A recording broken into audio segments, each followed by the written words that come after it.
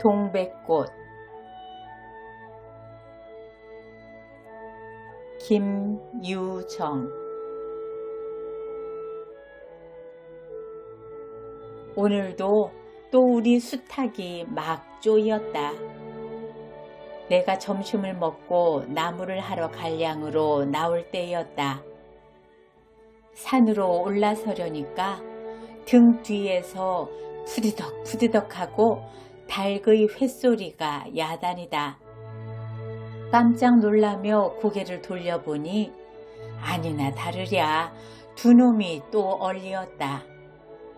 점순이네 수탉. 대강이가 크고 또 오소리같이 실팍하게 생긴 놈이 덩저리 작은 우리 수탉을 함부로 해내는 것이다. 그것도 그냥 해내는 것이 아니라 푸드덕하고 면두를 쪼고 물러섰다가 좀 사이를 두고 또 푸드덕하고 모가지를 쪼았다. 이렇게 멋을 부려가며 여지없이 닦아놓는다. 그러면 이 못생긴 것은 쪼일 적마다 주둥이로 땅을 받으며 그 비명이 킥킥 할 뿐이다. 물론 미처 아물지도 않은 면두를 또 쪼이어 붉은 선혈은 뚝뚝 떨어진다. 이걸 가만히 내려다보자니 내 대강이가 터져서 피가 흐르는 것 같이 두 눈에서 불이 번쩍 난다.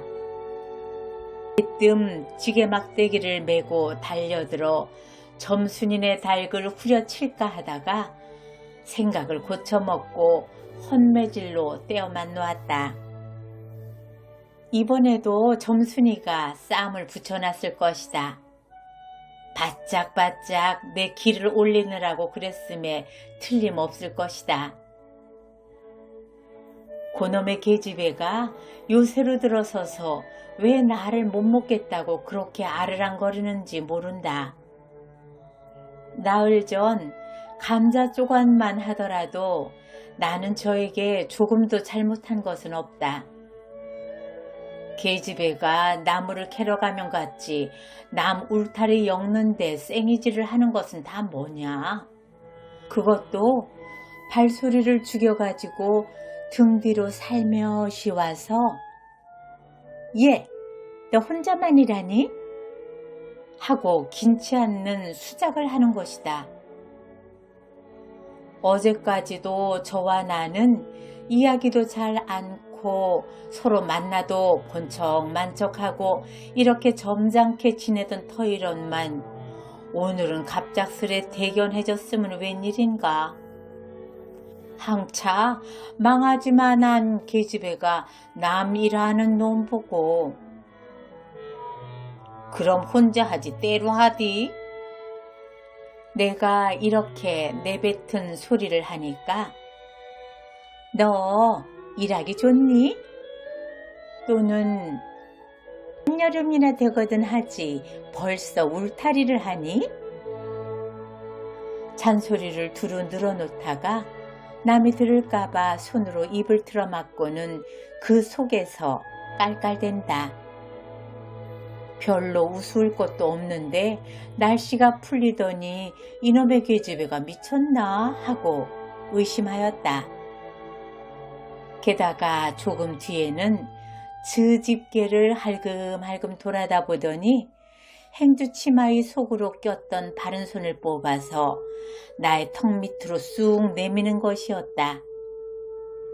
언제 구웠는지 아직도 더운 김이 휙 끼치는 굵은 감자 3개가 손에 뿌듯이 쥐었다. 네 집인 이거 없지? 하고 생색 있는 큰 소리를 하고는 제가 준 것을 남이 알면은 큰일 날 테니 여기서 얼른 먹어버리란다. 그리고 또 하는 소리가 너 봄감자가 맛있단다?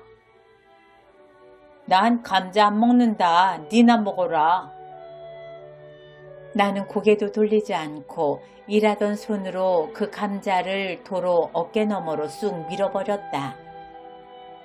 그랬더니 그래도 가는 기색이 없고 뿐만 아니라 새근새근하고 심심찮게 숨소리가 점점 거칠어진다. 이건 또 뭐야 싶어서 그때야 비로소 돌아보니 나는 참으로 놀랐다. 우리가 이 동네에 들어온 것은 근 3년째가 되어오지만 여지껏 까무잡잡한 점순이의 얼굴이 이렇게까지 홍당무처럼 새빨개진 법이 없었다. 게다가 눈에 독을 올리고 한참 나를 요렇게 쏘아보더니 나중에는 눈물까지 어리는 것이 아니냐?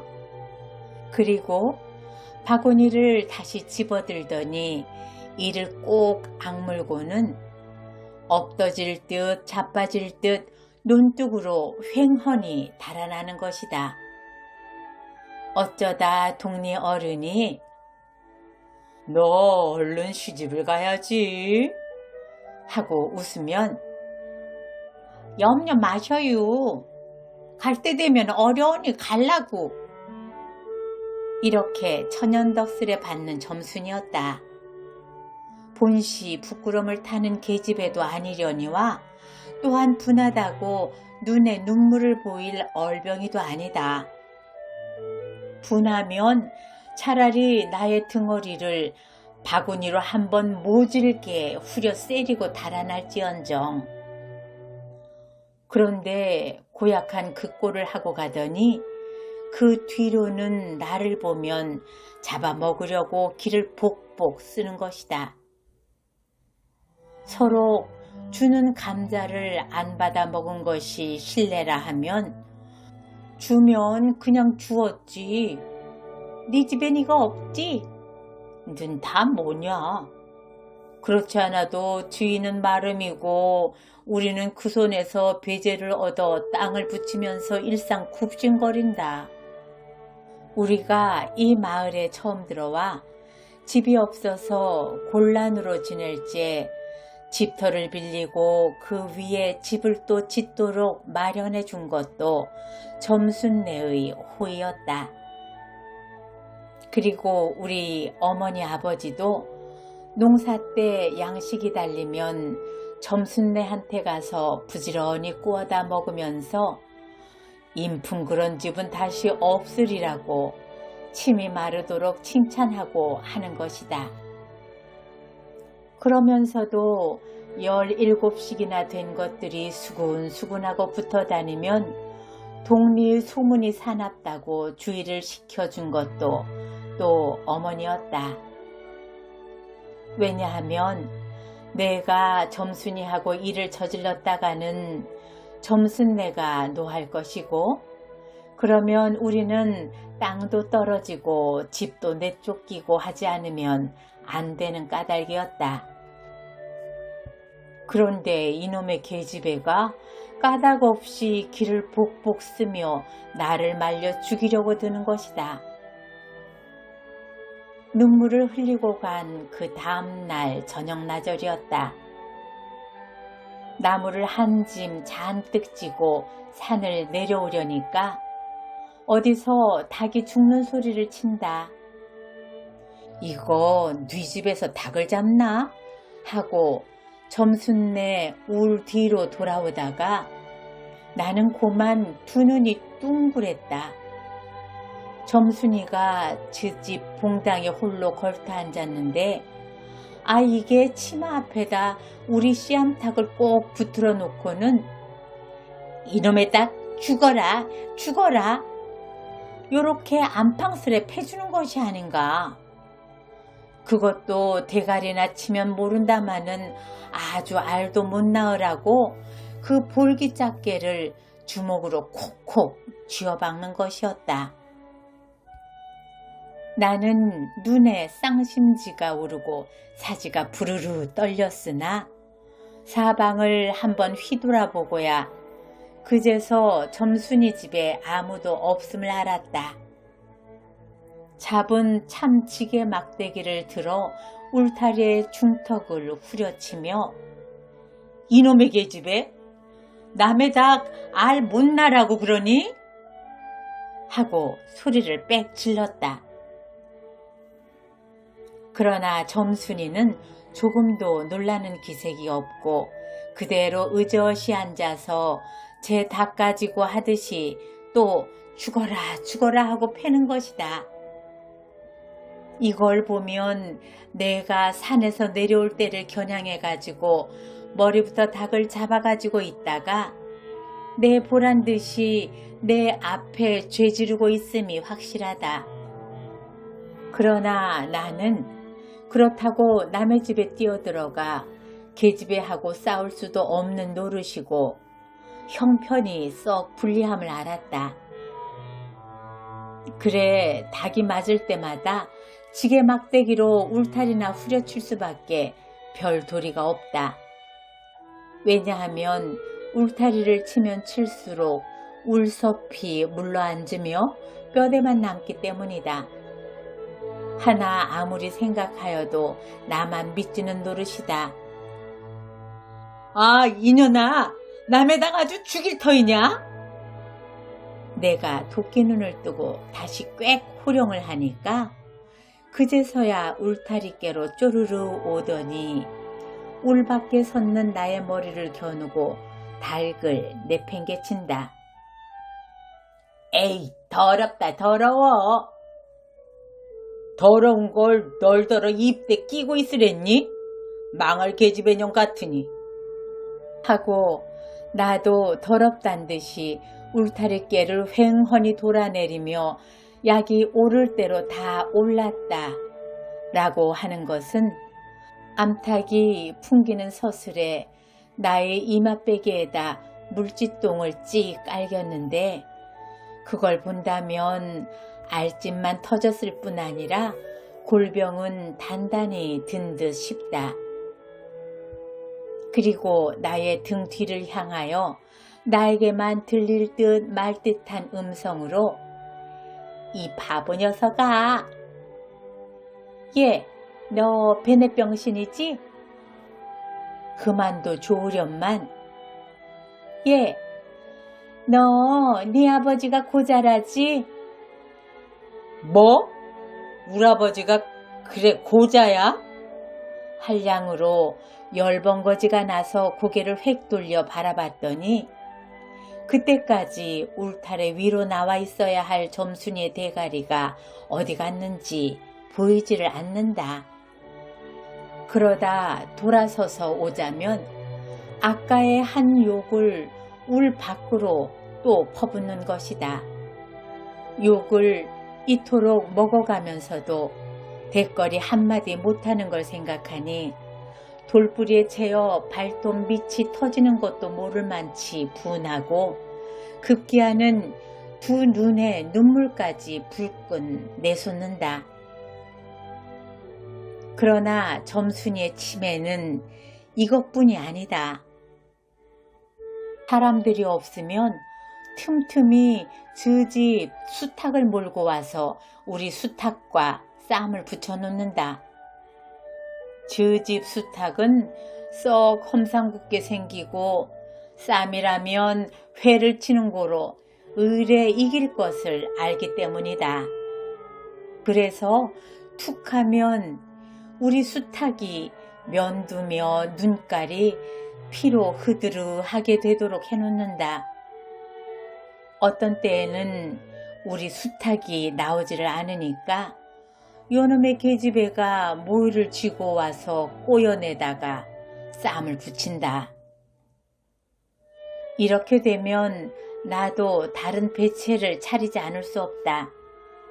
하루는 우리 수탉을 붙들어 가지고 넌지으시 장독깨로 갔다. 쌈닭에게 고추장을 먹이면 병든 황소가 살모사를 먹고 용을 쓰는 것처럼 기운이 뻗친다 한다. 장독에서 고추장 한 접시를 떠서 닭 주둥아리깨로 들이밀고 먹여보았다. 닭도 고추장에 맛을 들였는지 거스르지 않고 거진 반 접시 턱이나 곧잘 먹는다. 그리고 먹고 금세는 용을 못 쓸 터이므로 얼마쯤 기운이 돌도록 회 속에다 가두어 두었다.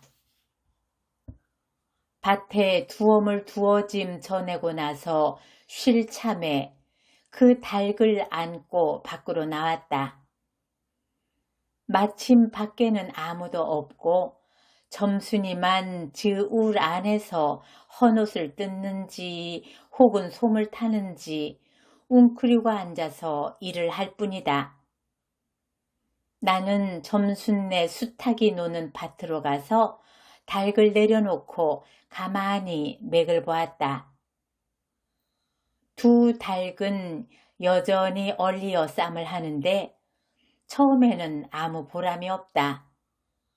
멋지게 쪼는 바람에 우리 닭은 또 피를 흘리고 그러면서도 날개 쭉지만 푸드덕푸드덕하고 올라뛰고 뛰고 할 뿐으로 제법 한번 쪼아보도 못한다.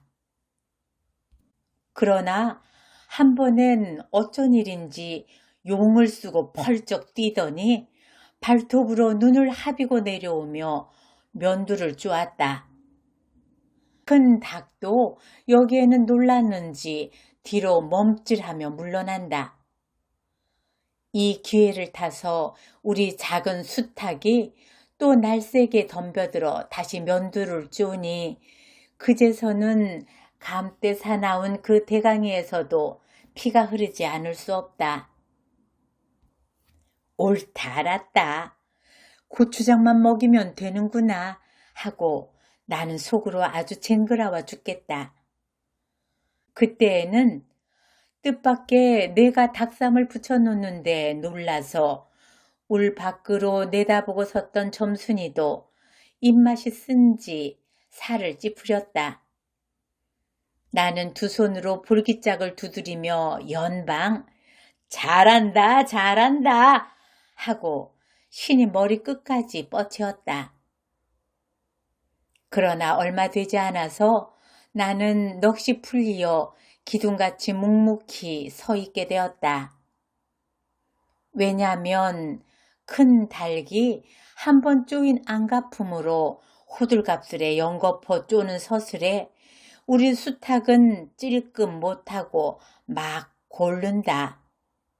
이걸 보고서 이번에는 점순이가 깔깔거리고 되도록 이쪽에서 많이 들으라고 웃는 것이다.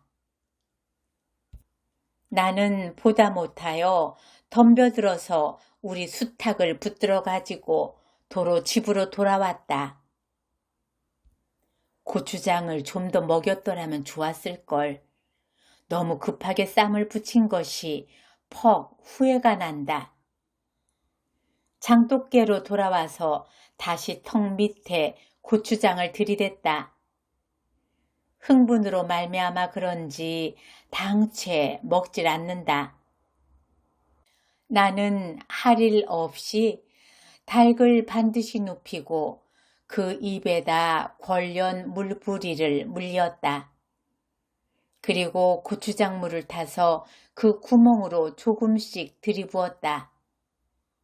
닭은 좀 괴로운지 킥킥하고 재채기를 하는 모양이나 그러나 당장의 괴로움은 매일같이 피를 흘리는데 될 게 아니라 생각하였다. 그러나 한 두어 종지가량 고추장물을 먹이고 나서는 나는 고만 풀이 죽었다. 싱싱하던 닭이 왜 그런지 고개를 살며시 뒤틀고는 소나기에서 뻗어지는 것이 아닌가. 아버지가 볼까 봐서 얼른 회에다 감춰두었더니 오늘 아침에서야 겨우 정신이 든 모양이다.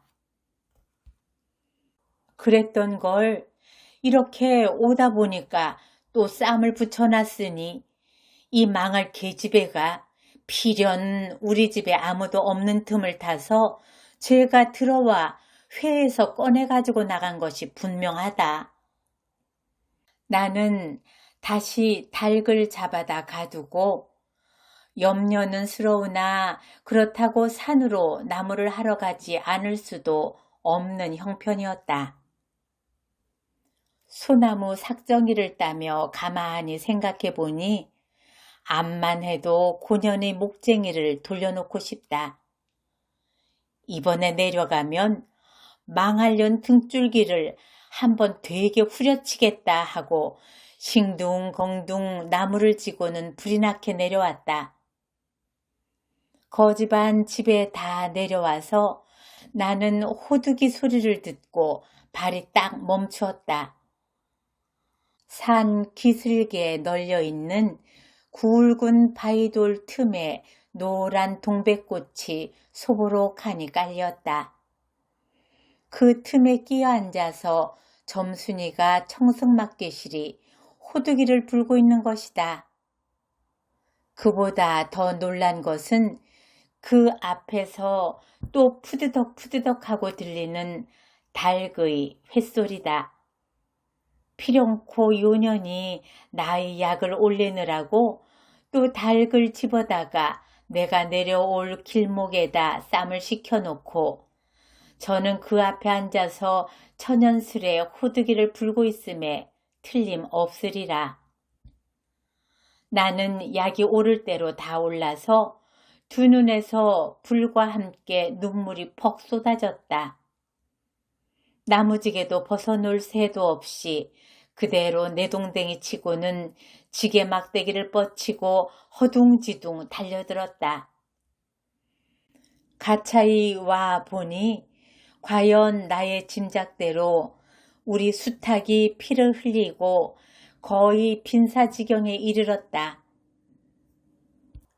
닭도 닭이려니와 그러함에도 불구하고 눈 하나 깜짝 없이 그대로 앉아서 호두기만 부는 그 꼴에 더욱 치가 떨린다.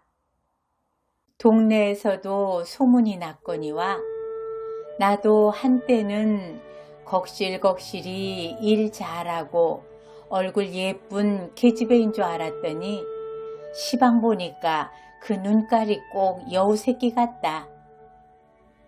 나는 대뜸 달려들어서 나도 모르는 사이에 큰 수탉을 단매로 때려 엎었다. 닭은 푹 엎드러진 채 다리 하나 꼼짝 못하고 그대로 죽어버렸다. 그리고 나는 멍하니 섰다가 점순이가 매섭게 눈을 흡뜨고 닥치는 바람에 뒤로 벌렁 나자빠졌다. 이놈아, 너 왜 남의 닭을 때려 죽이니? 그럼 어때? 하고 일어나다가 뭐? 이 자식아, 네 집 닭인데? 하고 복장을 떠미는 바람에 다시 벌렁 자빠졌다. 그러고 나서 가만히 생각을 하니 분하기도 하고 무안도 스럽고 또 한편 일을 저질렀으니 인젠 땅이 떨어지고 집도 내쫓기고 해야 될지 모른다. 나는 비슬비슬 일어나며 소매자락으로 눈을 가리고는 얼김에 하고 울음을 놓았다. 그러다 점순이가 앞으로 다가와서 그럼 너 이다음부터 안 그럴 터냐? 하고 물을 때에야 비로소 살 길을 찾은 듯 싶었다. 우선 씻고 뭘 안 그러는지 명색도 모르건만 그래 하고 무턱대고 대답하였다. 요담부터 또 그래 봐라. 내 자꾸 못살게 굴터이니. 그래 이제 안 그럴 테야. 닭 죽은 건 염려 마라. 내 안 잃을 테니. 그리고 멋에 떠다 밀렸는지 나의 어깨를 짚은 채 그대로 픽 쓰러진다. 그 바람에 나의 몸뚱이도 겹쳐서 쓰러지며 한창 피어 퍼들어진 노란 동백꽃 속으로 폭 파묻혀 버렸다. 알싸한 그리고 향긋한 그 냄새에 나는 땅이 꺼지는 듯이 온 정신이 고만 아찔하였다. 너 말 마라. 그래. 조금 있더니 요 아래서 점순아, 점순아. 인연이 바느질 하다 말고 어딜 갔어? 하고 어딜 갔다 온 듯 싶은 그 어머니가 역정이 대단히 났다. 점순이가 겁을 잔뜩 집어먹고 꽃 밑을 살금살금 기어서 산 아래로 내려간 다음 나는 바위를 끼고 엉금엉금 기어서 산 위로 집 빼지 않을 수 없었다.